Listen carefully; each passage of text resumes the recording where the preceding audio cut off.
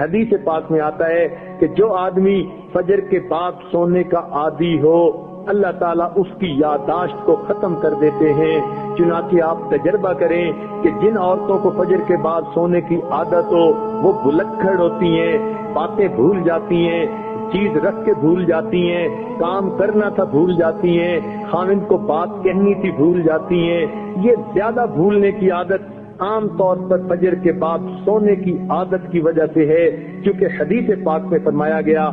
اور بعض روایات میں تو یہ بھی آیا کہ حلال رزق ان کے لیے تنگ کر دیا جاتا ہے، لہذا ان کو ادھر ادھر کا ملا جلا تو بہت کچھ مل جائے گا، حلال رزق کے دروازے بند کر دیے جائیں گے فجر کے بعد سونے والوں کے لیے۔ ہاں کوئی آدمی ایسا کہ جس کی ہے ہی ڈیوٹی رات کی، وہ اگر ساری رات جاگا فجر پڑھ کے سو گیا تو وہ اس بات سے خارج ہے۔ ہاں وہ اللہ والے جو راتوں کو جاگتے ہیں وہ عام طور پر اشراق کی نماز کے بعد پھر تھوڑی دیر آرام کرتے ہیں۔ اشراق کے بعد سونا بالکل ٹھیک ہے، بزرگوں کی عادت رہی ہے، مگر فجر اور اشراق کے درمیان حد الوسع نہیں سونا چاہیے، سوائے اس کے کہ رات کا حصہ انسان اتنا جاگے کہ اب یہ سوچے کہ نہیں سوؤں گا تو سارا دن مجھے کام کرنے کے اندر رکاوٹ ہوگی، پھر اس کی اجازت ہے۔ عام عادت نہیں بنانی چاہیے۔ دیکھا یہ گیا ہے کہ جن گھروں کے اندر کچھ کھانا پینا ہوتا ہے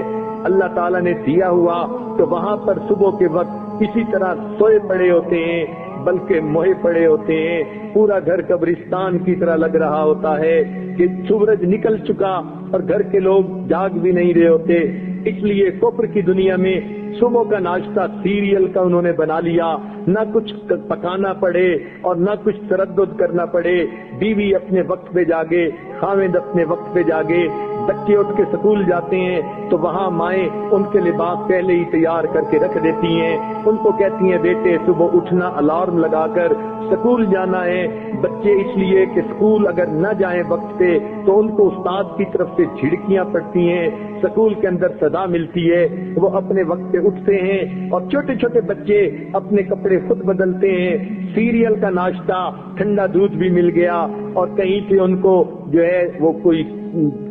سیریل بھی مل گیا تو بچے یہی کھا کے چلے جاتے ہیں۔ تو کفر کی دنیا نے ناشتہ اس لیے آسان کر لیا تاکہ جاگنے کی تکلیف اٹھانی نہ پڑے۔ اس لیے مسلمانوں کا جو ہے معاشرہ اس میں عشاء کے بعد جلدی سونا اور صبح کے وقت جلدی جاگنا۔ چنانچہ صحابہ کرام کے زمانے میں تہجد کے وقت اگر کوئی مدینہ میں چلتا تھا تو یوں آواز آتی تھی ہر گھر سے قرآن پڑھنے کی، جیسے شہد کی مکھیاں بن بنانے کی آواز ہوتی ہے۔ اس لیے ہمیں چاہیے ہم صبح کے وقت اٹھیں، عورتیں صبح کے وقت اٹھ کر نماز پڑھیں، اگر تہجد پڑھیں تو کیا ہی بات ہے، قرآن کی تلاوت کریں، درود شریف پڑھیں، استغفار پڑھیں۔ صبح کے وقت گھر کے اندر عبادت کا کرنا پورے دن کو جو ہے اپنے جو ہے عبادت جو ہے منور بنا دیتا ہے۔ بلکہ ہم نے تو بعض بزرگوں کا یہ عمل بھی دیکھا، وہ فرماتے ہیں کہ جس آدمی کی فجر کی نماز قضا ہوتی ہے وہ آدمی کا دن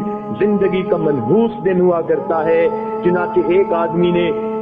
قسم اٹھا لی کہ میں اپنی بیوی کو منحوس دن طلاق دوں گا، اب اسے سمجھ نہیں آتی تھی کہ میں قسم تو اٹھا بیٹھا، منحوس دن کون سا ہے؟ کسی فقیہ کے پاس گیا، انہوں نے فرمایا جس دن تمہاری فجر کی نماز قضا ہو جائے وہ تمہاری زندگی کا منحوس ترین دن ہے، تم اس دن یہ کام کر گزرتے ہو۔ بعض ایسے بزرگوں کو بھی دیکھا کہ جو وقت کے حاکم تھے مگر انہوں نے دستور بنایا ہوا تھا، وہ سوچتے تھے کہ جو آدمی فجر کی نماز وقت پہ پڑھ لیتا ہے حدیث پاک کے مطابق اللہ کی امان میں آ جاتا ہے، لہذا وہ حد جو ہے وہ جو سزائیں دینی ہوتی تھی تعزیرات کی وہ اس وقت تک نہیں دیتے تھے جب تک کہ یہ یقین نہ کر لیتے کہ آج اس نے فجر کی نماز نہیں پڑھی۔ اگر پڑھ لیتا تھا تو فجر دوست کو سزا دینا مؤخر کر دیتے تھے کہ اگر یہ اللہ کی امان میں آ گیا ہم کیوں اس کو سزا دیں۔ تو مسلمانوں کے نزدیک تو فجر کے وقت جاگنا اتنا اہم ہے،